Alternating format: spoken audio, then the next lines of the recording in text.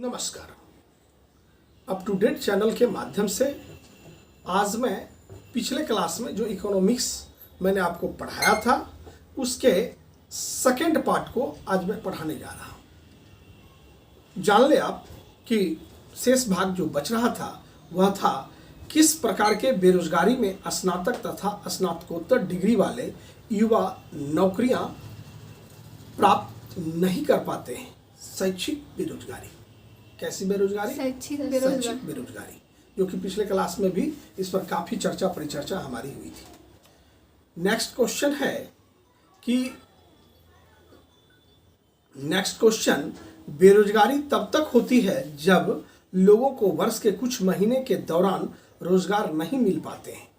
पूर्ण सालों भर अगर आपको काम मिलता है तो आप बेरोजगार नहीं हैं, लेकिन हमें कुछ महीने मिले, हमें कुछ दिन मिले और उसके बाद हम बैठे रह जाए तो वह स्थिति क्या है? बेरोजगारी की। प्रच्छन्न बेरोजगारी को और किस नाम से जाना जाता है? अल्प रोजगार को ही प्रच्छन्न बेरोजगारी कहते हैं। प्रच्छन्न बेरोजगारी निम्न में से, पाठ्यपुस्तक में दिया है, निम्न में से किसकी एक विशेषता है? कृषि का। कृषि क्षेत्र में तो अल्प रोजगार ही मिलता है लोगों को। Yes sir. अब सर हिलाते हैं, बोलना चाहिए। वर्ष के अधिकांश हिस्से में बेरोजगार रहने वाले व्यक्तियों की संख्या को क्या कहा जाता है? सामान्य स्थिति बेरोजगारी। क्या कहा जाता है? सामान्य स्थिति बेरोजगारी। प्रश्न है, वर्ष के अधिकांश हिस्सों में बेरोजगार रहने वाले व्यक्तियों की संख्या को क्या कहा जाता है? तो सामान्य स्थिति बेरोजगारी। नेक्स्ट क्वेश्चन है, भारत में गरीबी रेखा का निर्धारण कौन करता है? नीति आयोग। कौन करता है? नीति आयोग। जो कि 2014 से नीति आयोग योजना आयोग को समाप्त करके नीति आयोग का 1 जनवरी 2015 से शुरू किया गया था। अल्प विकसित देशों में गरीबी का मुख्य कारण क्या है? आय में असमानता। क्या है? आय में असमानता। आय में असमानता। भारत में निर्धनता के स्तर का आकलन किस प्रकार से किया जाता है? परिवार के उपभोग वय के आधार पर। स्वाभाविक है। नेक्स्ट क्वेश्चन है, मुख्यतः गरीबी उन्मूलन हेतु किस प्रधानमंत्री ने मूल रूप से 20 सूत्री कार्यक्रम प्रारंभ किया था? श्रीमती इंदिरा गांधी जी। स्वर्गीय श्रीमती इंदिरा गांधी ने 20 सूत्री कार्यक्रम को प्रारंभ किया। किस राज्य को अत्यधिक कुपोषण के कारण भारत का इथियोपिया कहा जाता है? मध्य प्रदेश। इथियोपिया क्या इसको कहा जाता है? मध्य प्रदेश को इथियोपिया कहा जाता है। कौन सा एक सूचकांक भारत में गरीबी की तीव्रता माप के लिए सबसे उपयुक्त है? आंसर है बहुयामी गरीबी सूचकांक। नेक्स्ट क्वेश्चन है, कौन सा कार्यक्रम ग्रामीण भारत में गरीबी दूर करने हेतु है? तो IRDP है, TRYSEM है, NREP है।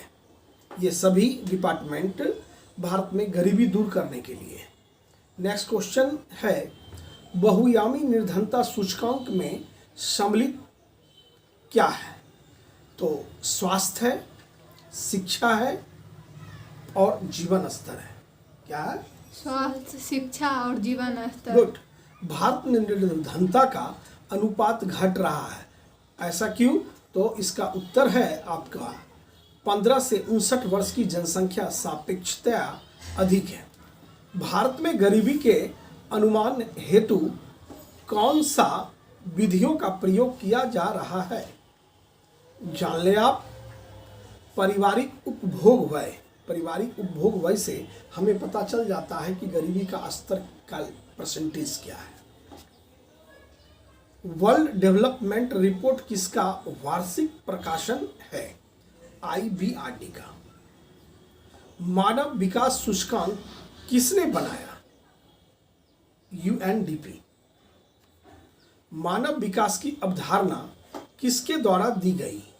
महबूब उल हक द्वारा। किसके द्वारा? महबूब उल हक द्वारा। गुड। सूचकांकों में कौन सा मानव विकास सूचकांक की गणना में सम्मिलित है? तो जान लें, जीवन प्रत्याशा, प्रति व्यक्ति आय, शिक्षा, ये सभी सम्मिलित है। ठीक है। और ऐसा भी क्वेश्चन होता है कि कौन सम्मिलित नहीं है, तो सामाजिक असमानता।